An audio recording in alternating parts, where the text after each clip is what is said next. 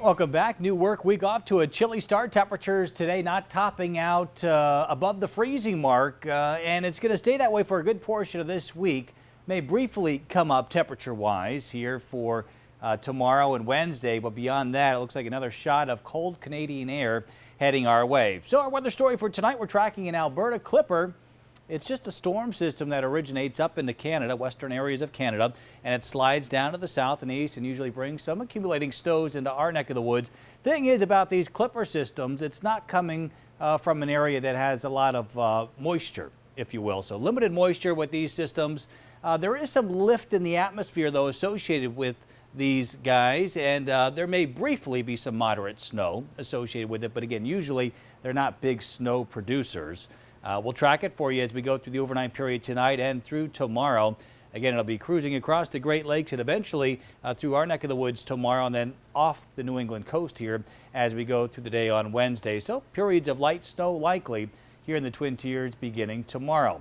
Latest radar back off to the west showing a stripe of moderate to even occasionally heavy snow approaching Green Bay right now from the west, and the leading edge of this snow now crossing over Lake Michigan into western areas of Michigan, and that'll be heading our way for tonight.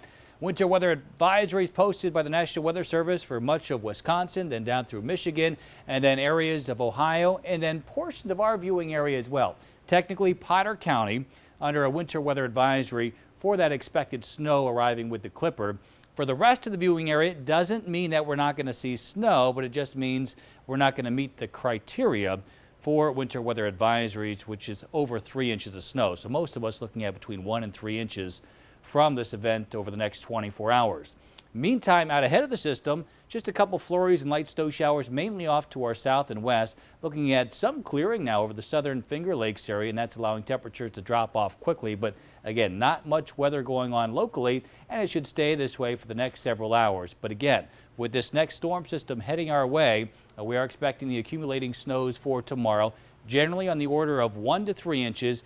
And the good news about this is the accumulating snows will happen during the daylight hours. So of course we have the higher sun angle, at least it's starting to get a little bit higher. So when you're talking about snow falling around the midday period, at least treated roadways, it's tough to get that accumulation there.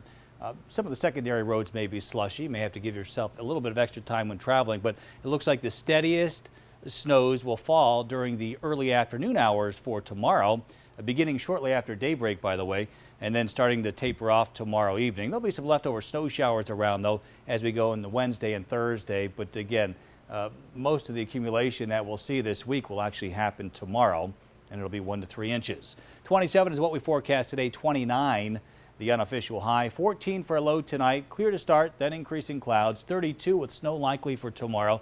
Could be moderate at times around midday, winds out of the south 5 to 10 miles an hour.